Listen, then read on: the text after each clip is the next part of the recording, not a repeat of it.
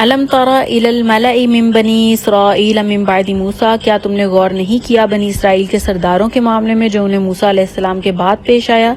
اذ قالوا لنبی لہ وابعث لنا ملکا نقاتل فی سبیل اللہ، جبکہ انہوں نے اپنے نبی سے کہا کہ ہمارے لیے کوئی بادشاہ یعنی سپہ سالار مقرر کر دیجئے تاکہ ہم اللہ کی راہ میں جنگ کریں۔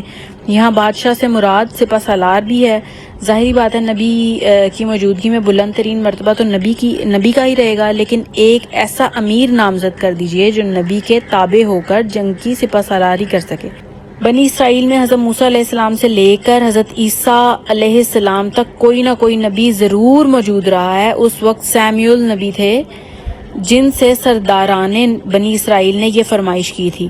قال هل عصیتم ان کتب علیکم القتال الا تقاتلوا، انہوں نے کہا کہ تم سے اس بات کا بھی اندیشہ ہے کہ جب تم پر جنگ فرض کر دی جائے تو اس وقت تم جنگ نہ کرو، یعنی ابھی تو تمہارے بڑے دعوے ہیں، بڑے جوش و خروش اور بہادری کا مظاہرہ کر رہے ہو تم، لیکن کہیں ایسا تو نہیں ہوگا کہ اللہ تعالیٰ سے جنگ کی اجازت بھی لوں میں اور تمہارے لیے کوئی سپہ سالار یا بادشاہ بھی مقرر کر دوں اور پھر تم جنگ کرنے سے کترا جاؤ۔ قالوا وما لنا الا نقاتل فی سبیل اللہ، انہوں نے کہا یہ کیسے ہو سکتا ہے کہ ہم اللہ کی راہ میں قتال نہ کریں۔ وقد اخرجنا من دیارنا وابنائنا، جبکہ ہمیں نکال دیا گیا ہے ہمارے گھروں سے اور اپنے بیٹوں سے۔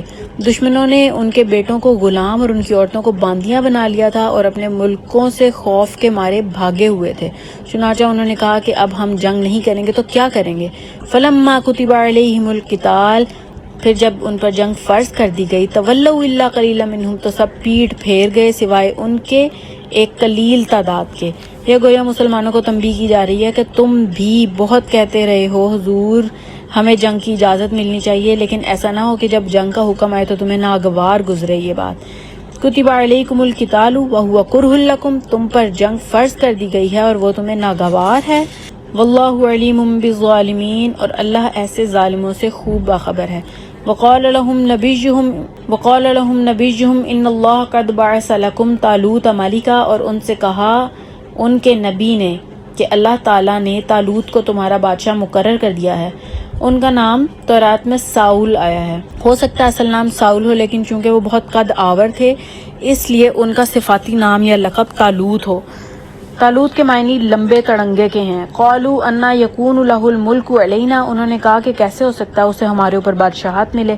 ونحن احق بالملک منہ، جبکہ ہم اس سے زیادہ حقدار ہیں بادشاہت کے۔ ولم یؤت سعیۃ من المال، اور اسے تو مال کی وسعت بھی نہیں دی گئی، وہ تو مفلس ہے، اسے تو اللہ تعالیٰ نے زیادہ دولت بھی نہیں دی، کیونکہ ان کے معیارات یہی تھے کہ دولت مند ہو اور صاحب عزت ہو۔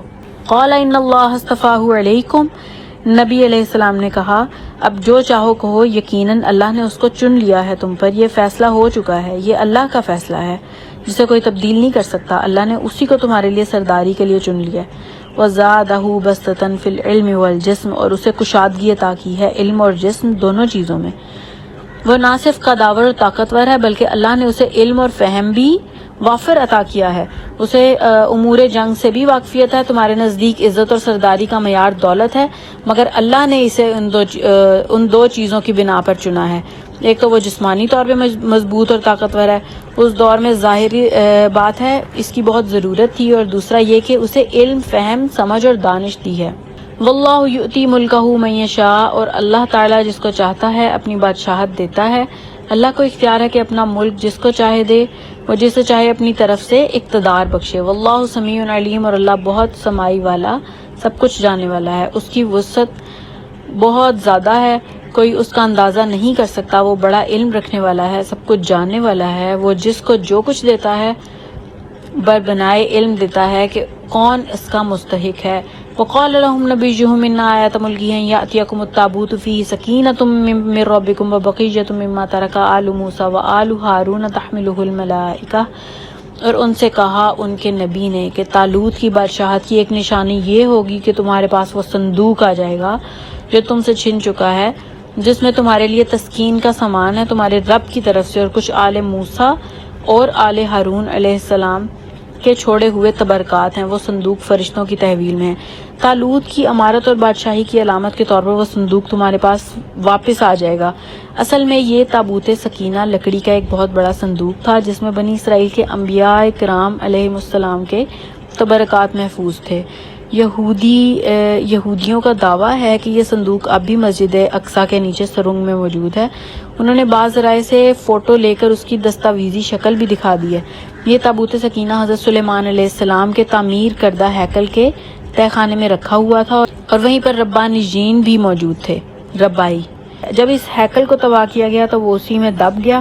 وہ تہہ خانہ چاروں طرف سے بند ہو گیا ہوگا اور ان کی لاشیں اور تابوت سکینہ اس کے اندر ہی رہ گئی ہوں گی۔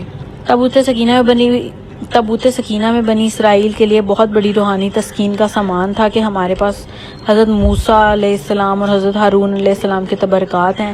اس میں عصائے موسیٰ بھی تھا اور وہ الواح بھی جو حضرت موسیٰ علیہ السلام کو کوہ طور پر دی گئی تھی اور جن پر تورات لکھی ہوئی تھی۔ اس تابوت کو دیکھ کر بنی اسرائیل کو اسی طرح تسکین ہوتی تھی جیسے ایک مسلمان کو خانہ کعبہ کو دیکھ کر تسکین ہوتی ہے۔ اسرائیلیوں کو جب ان کے پڑوسی ملکوں نے شکست دی تو وہ تابوت سکینہ بھی چھین کر لے گئے۔ پوری قوم نے اس عظیم سانحے پر ماتم کیا اور اسے بنی اسرائیل سے ساری عزت و چشمت چھن جانے سے تعبیر کیا گیا۔ چنانچہ اس سے ان کے حوصلے مزید پست ہو گئے۔ اب جبکہ اسرائیلیوں نے جنگ کا ارادہ کیا اور وقت کے نبی حضرت سمیع علیہ السلام نے طالوت کو ان کا امیر مقرر کیا تو انہیں یہ بھی بتایا کہ طالوت کو اللہ کی طرف سے نامزد کیے جانے کی ایک علامت یہ ہوگی کہ تمہاری تسکین کا سامان یعنی تابوت سکینہ تمہیں مل جائے گا، اور اس وقت وہ فرشتوں کی تحویل میں ہے۔ ہوا یہ کہ ان کے دشمن جب تابوت چھین کر لے گئے تو وہ ان کے لیے ایک مصیبت بن گیا۔ وہ اسے جہاں رکھتے تھے وہاں طاعون اور دوسری وبائیں پھوٹ پڑتی۔ بالآخر انہوں نے اسے نحوست کا باعث سمجھتے ہوئے ایک چھکڑے پر رکھا اور بیلوں کو ہانک دیا کہ جدھر چاہیں لے جائیں۔ بیل سیدھے چلتے چلتے اسے بنی اسرائیل کے علاقے میں لے آئے۔ ظاہر ہے یہ معاملہ فرشتوں کی رہنمائی سے ہوا۔ اس طرح وہ تابوت سکینہ ان کے پاس واپس پہنچ گیا جو برسوں پہلے ان سے چھن چکا تھا۔ ان فی ذلک لآیۃ لکم ان کنتم مؤمنین، یقیناً اس میں تمہارے لیے بڑی نشانی ہے اگر تم ماننے والے ہو۔ فلما فصل طالوت بالجنود،